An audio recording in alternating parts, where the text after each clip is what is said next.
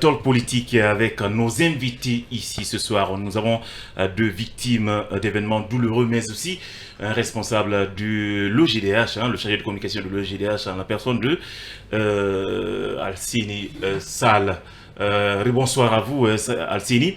On parlait tout à l'heure de ces deux victimes, Madame Ramata Tarandiallo, mais également Moussa Tamora, qui ont expliqué un peu les circonstances dans lesquelles ils ont été victimes, filles de victimes et victimes directement. Alors, comment comprenez-vous ces personnes qui ont vécu pendant toutes ces années, mais malheureusement, leurs cas ne sont pas souvent évoqués par les autorités? Écoutez, ce sont d'abord des victimes politiques et comme vous le savez, des victimes de violences politiques, de violences d'État, c'est pas facile d'obtenir justice pour elles parce que le plus souvent, au moment qu'elles deviennent victimes, ceux qui sont à l'auteur de ces événements sont encore au pouvoir. Donc c'est pas facile, il faut une bataille judiciaire compliquée et donc nous sommes solidaires à toutes ces victimes. Et comme vous le savez, le GDAS, ces 20 dernières années, nous avons quand même fait de la lutte contre l'impunité comme étant notre cheval de bataille. Ce qui explique qu'on s'est constitué partie civile dans le dossier du 28 septembre. Après 13 années de bataille, ça n'a pas été facile. Comme vous le savez, on était là, on nous a tellement fait des promesses et avec des inculpations qui venaient au compte-gouttes suite à des missions politiques tant au niveau national qu'international. Justement, puisque vous parlez du 28 septembre, aujourd'hui, quel sentiment avez-vous après 13 ans d'attente maintenant?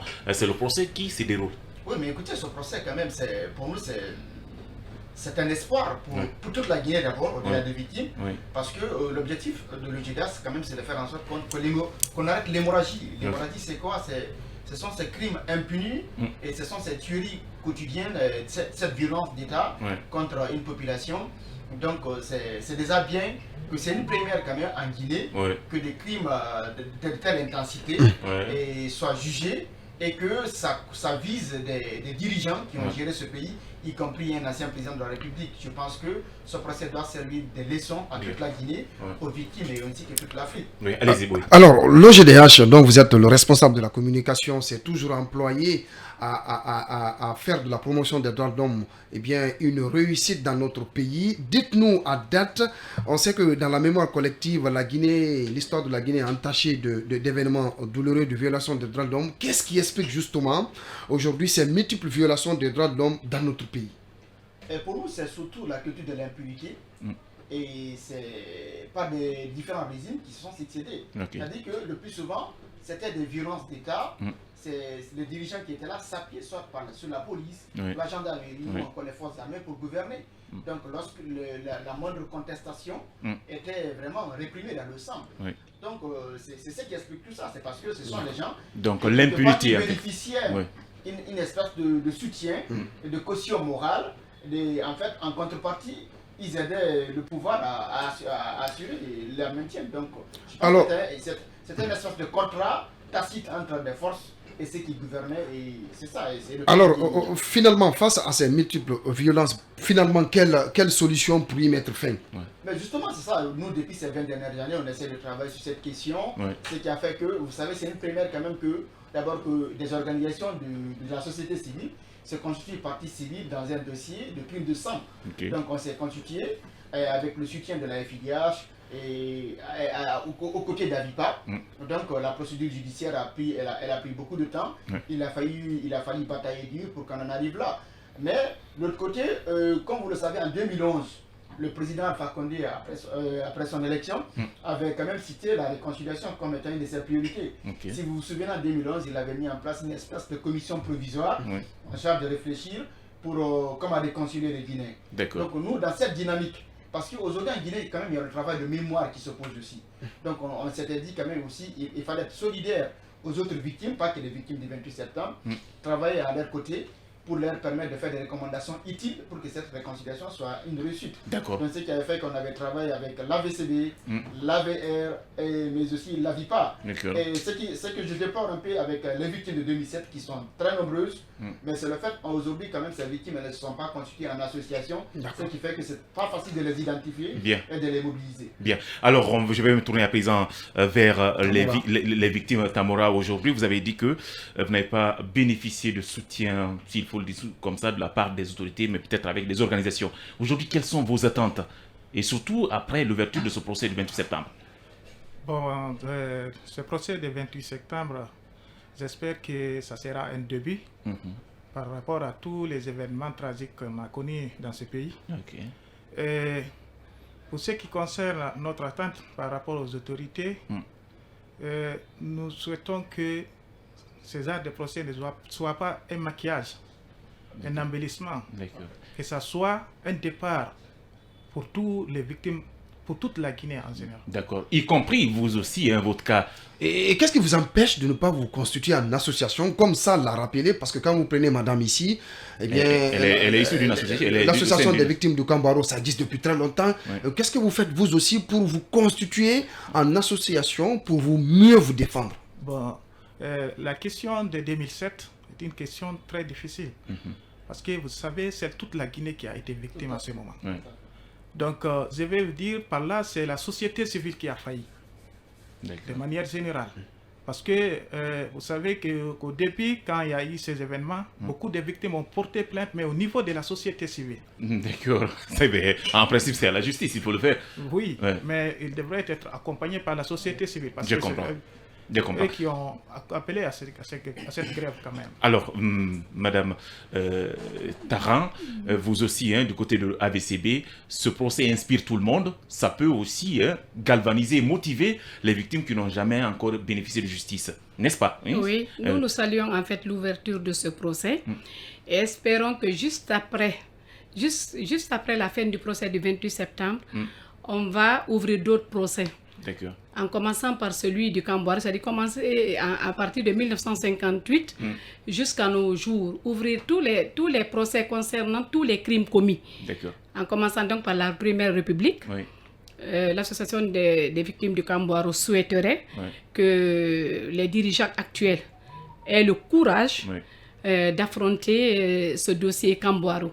Parce que des crimes ont été commis, des pendaisons ont eu lieu, on ne peut pas nier cela.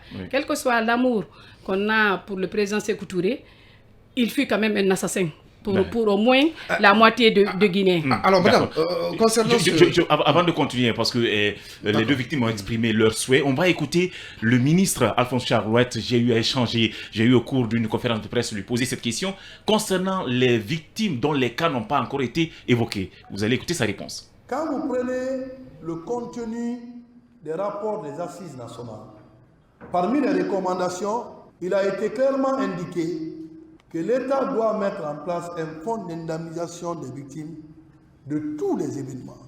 Aujourd'hui, nous avons, pour le cas du 28 septembre, nous avons mis en place un fonds d'indemnisation des victimes.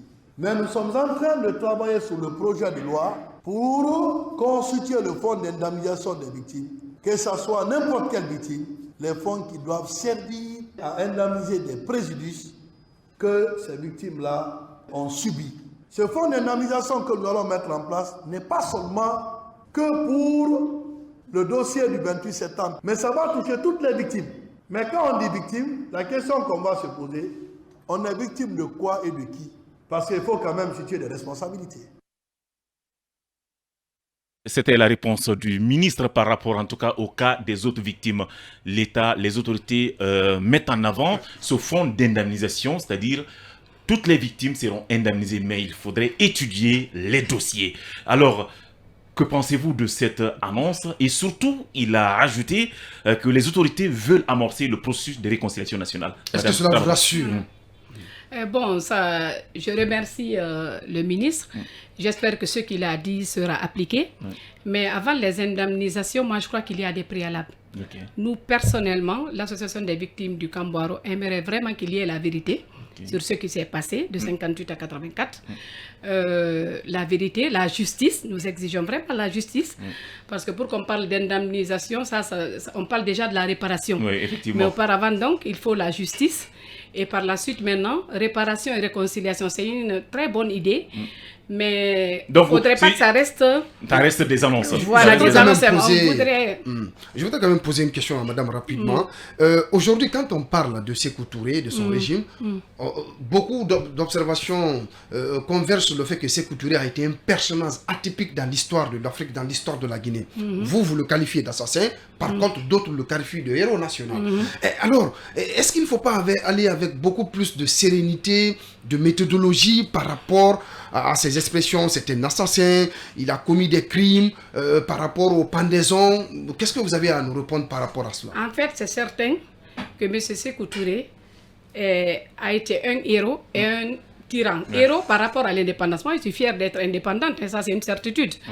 Mais je considère qu'il a été pire que le colon français après l'indépendance. Parce que tous qui ont été tués sans aucune forme de procès. Le 28 septembre, on a choisi de faire le procès. On aurait pu les assassiner seulement avant de savoir qui est coupable. Mais lui, il a choisi d'aller au stade du 28 septembre, demander aux gens si on peut tuer les comploteurs ou bien le tribunal populaire d'alors qui jugeait les détenus. Aucun détenu n'a eu droit à une défense. Donc, il n'y avait pas eu de procès. Aucune forme de procès établi au temps de M. Sékou Touré. Et c'est ce que vous souhaitez, on considère qu'on essaie de se rattraper. Que ce fut des assassinats. D'accord. En fait, c'est sa personne et l'État qu'il dirigeait à l'époque. D'accord. On a laissé faire. Vous avez écouté l'intervention du ministre. Qu'est-ce que ça vous fait aujourd'hui? Est-ce que vous êtes tout à fait également partant avec ce processus de réconciliation nationale que les autorités veulent amorcer? Bon, concernant le processus de réconciliation nationale, je pense que pour moi, c'est paradoxal par rapport à tous les événements qui se sont passés. D'accord. Parce que pendant des milliers d'années, les gens attendent justice.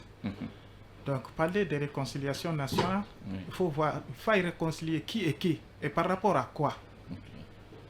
Ben, on étudiera après le cas. Il faudrait juste que peut-être des uns et des autres soient partants, parce que ce processus, vous allez nous aider à nous comprendre un peu, peut-être à nos invités, c'est quoi ce processus d'abord, peut-être il pourra après... Et la question sur le fond dont le ministre parle. Sur la question sur les annonces du ministre, je pense qu'en soi c'est une très bonne initiative, mais comme vous l'avez souligné, je pense qu'il faut la travailler, parce que ça demande, il y a certaines exigences pour arriver à une réconciliation. Vous voyez, par exemple, quand on prend aujourd'hui les victimes de la VCD, elles ne peuvent plus obtenir victime sous le régime classique. Justice sur le régime, oui, le domaine classique. D'accord, oui. La justice classique, en fait, des procès, c'est que nous vivons actuellement, c'est pas évident. Exactement, c'est plus possible parce que l'action publique est déjà éteinte pour la plupart de ces crimes qui ont été commis pendant la Première République. Par contre, le mécanisme de justice transitionnelle permettrait de faire face à ces victimes et de faire face à leurs besoins et de les soutenir. Aujourd'hui, ce qu'elles recherchent quoi? C'est une reconnaissance d'abord de ce qui a été fait. Sont bel et bien victimes. La restitution des charniers, mais aussi des choses comme ça. Les réparations et tout. Donc en tout cas, c'est ce qu'elle recherche.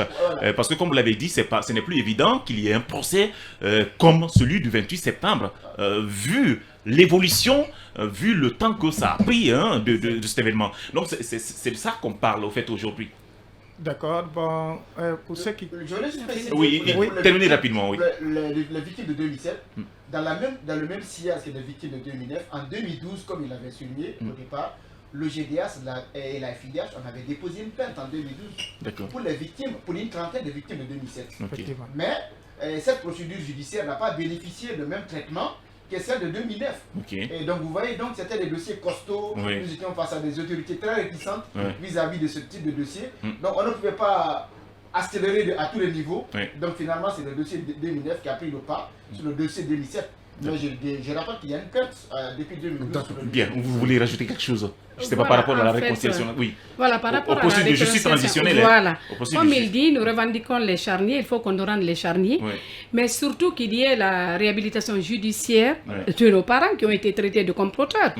Et rien n'a été prouvé. Donc si rien n'a été prouvé, il faut que la justice nous aide à les réhabiliter juridiquement. D'accord. Oui. Bon, pour ce qui concerne la réconciliation, moi je vais dire d'abord, il faut savoir qu'est-ce qui s'est passé. D'accord, c'est-à-dire la justice avant la réconciliation. Avant la réconciliation. Oui. Parce que vous n'êtes pas sans savoir que plusieurs victimes, c'est le moment pour moi aussi de rappeler beaucoup de victimes de 2007. Jusqu'à présent, ils vivent avec les séquelles de 2007. Parce qu'il y a d'autres même qui m'ont confié tout récemment qu'ils étaient jusqu'à présent avec les balles qu'ils ont reçues. Donc, ne bénéficiant pas d'accompagnement sanitaire comme ça, Donc, ils sont obligés chaque fois de suivre des traitements, mais à leurs propres frais. D'accord. Donc, pour vous, il faut la justice avant de parler réconciliation nationale. Nous avons, c'est pas quelques minutes, hein, 1 ou 2 minutes, on me signale qu'on est malheureusement pris par le temps. Merci tout de même. Je pense qu'on a quand même eu à se dire dans cette émission. Allez-y rapidement. Voilà, moi je voulais quand même attirer l'attention des gouvernants actuels. Je ne sais pas si je suis autorisée à le dire, mais il faut que je le dise. Allez-y rapidement. Le baptême de l'aéroport. Ça n'est pas lié. C'est pas le thème, mais nous contestons. D'accord, il n'y a pas de souci. Vous l'avez déjà exprimé. Vous l'avez exprimé. Hein, on a même couvert vos réactions. Merci tout de même d'être passé, madame, dans cette émission. Merci également, Tamoura. Et merci à vous, Alcini, d'être passé dans cette émission. Et également mon binôme de ce soir. On se donne rendez-vous demain. Au revoir.